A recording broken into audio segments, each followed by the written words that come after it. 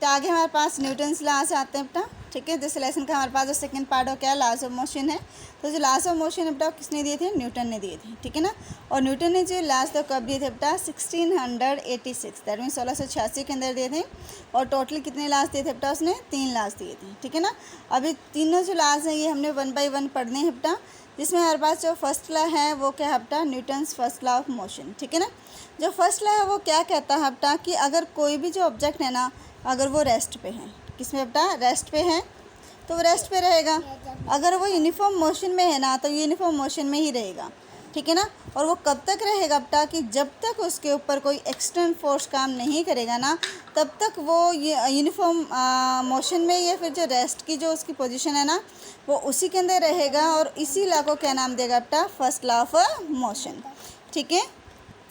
Example के लिए बेटा हम समझ सकते हैं कि अगर कोई ऑब्जेक्ट भी रखा है, ठीक है, जैसे आप अपनी बुक रख देते हो एक जगह पे, ठीक है ना, तो वो कब तक वहाँ से नहीं उठेगी बेटा, जब तक आप उसे उठाओगे नहीं, ठीक है ना। दैट मीन्स उसकी जो पोजीशन है रेस्ट की, वो तब तक रहेगी जब तक आप उसके ऊपर कोई फोर्स लगा के वहाँ से इसको हटाते नहीं हो, ठीक है। इस तरीके से आता बेटा यूनिफॉर्म मोशन का आता बेटा कि जो मूविंग बॉल है, ठीक है ना, वो तो अपने आप ही रुक जाती है। अगर उसे हम ना भी रोके ना, तो भी अपने आप क्या होते हैं बेटा, रुक जाती हैं, ठीक है ना। तो वहाँ पे जो फोर्स उस पर काम करता है ना, उसको रोकने के लिए, वो कौन सा होता है बेटा, फ्रिक्शन फोर्स होता है, ठीक है, जो कहाँ पे होता है बेटा, उस बॉल के और ग्राउंड के बीच में होता है, ठीक है ना। तो वो उसको रोकने का काम करता है। तो हमारे पास जो फर्स्ट लॉ है बेटा, वो क्या कहता है कि अगर कोई भी ऑब्जेक्ट कहाँ पे है बेटा, रेस्ट पे है तो रेस्ट में रहेगा, यूनिफॉर्म मोशन में है तो यूनिफॉर्म मोशन में रहेगा, स्ट्रेट लाइन में। कब तक रहेगा, अनलेस एन एक्सटर्नल फोर्स, कि जब तक कोई बाहरी जो फोर्स है ना, वो उसके ऊपर एक्ट नहीं करेगा, ठीक है ना। और इसी लॉ को हम जो दूसरा नाम है वो क्या नाम देते हैं बेटा, लॉ ऑफ इनर्शिया। क्या नाम देंगे, लॉ ऑफ इनर्शिया। अब बात आती है हमारे पास की जो इनर्शिया, अभी वो क्या चीज़ है।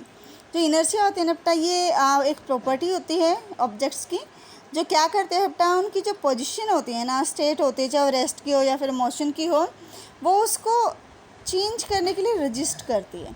चेंज करना भी, इसमें भी वो परिवर्तन आना, कोई भी रजिस्ट करना मतलब विरोध करेगी, ठीक है ना। कि दैट मीन्स कोई भी इसकी जो पोजीशन है ना बेटा, वो अपनी पोजीशन को चेंज करने का क्या करेगी, अपोज करती है, विरोध करती है, उसको रजिस्ट करती है। तो वो जो प्रॉपर्टी रहेगी ना बेटा, जिसकी वजह से ये होता है, उसे हम क्या नाम देते हैं, इनर्शिया। इनर्शिया का मतलब ही क्या होता है बेटा, अनचेंजिंग। क्या होता है, अनचेंजिंग, ठीक है ना, कि जो बदलना ना चाहे वही जो प्रॉपर्टी हमारे पास रहेगी, उस प्रॉपर्टी को हम क्या नाम देंगे, इनर्शिया नाम देंगे। और यही सारी चीज़ें हमारे पास किसमें, फर्स्ट लॉ में है। और इसीलिए जो फर्स्ट लॉ है उसे क्या बोला जाता है बेटा, लॉ ऑफ इनर्शिया भी बोला जाता है। और जो इनर्शिया होता है बेटा किसी भी ऑब्जेक्ट का, वो डिपेंड करता है मास के ऊपर, ठीक है ना। कि जो ऑब्जेक्ट का जो मास होता है ना, उस पर डिपेंड करेगा बेटा इनर्शिया। दैट मीन्स अगर मास ज़्यादा है तो इनर्शिया भी ज़्यादा रहेगा, अगर मास कम है तो इनर्शिया भी कम रहेगा, ठीक है ना। दैट मीन्स जो हैवियर ऑब्जेक्ट होते हैं ना, उनका जो इनर्शिया वो ज़्यादा रहेगा बजाय कि लाइटर के, ठीक है ना। कि जो भारी होंगे भी, जो भी उनका जो हल्की जो वस्तुएं होते हैं ना, उनसे इनर्शिया काफ़ी ज़्यादा होता है। हम एग्जांपल के समझ सकते हैं बेटा कि कोई हल्की चीज़ को हटाना आसान होता है बजाय कि किसी भारी चीज़ को, ठीक है ना। जैसे अगर अभी हमारे पास एक सेम साइज़ का एक प्लास्टिक का बॉल है, और एक भी हमारे पास क्या है, सेम साइज़ का हमारे पास स्टोन है, ठीक है ना। तो उन दोनों में से जो भारी है वो कौन सा रहेगा बेटा, स्टोन वाला रहेगा, ठीक है ना। इसलिए जो स्टोन है उसका इनर्शिया ज़्यादा होगा। अगर हम उसको किक करेंगे बेटा तो वो क्या करेगा, पेन देता है।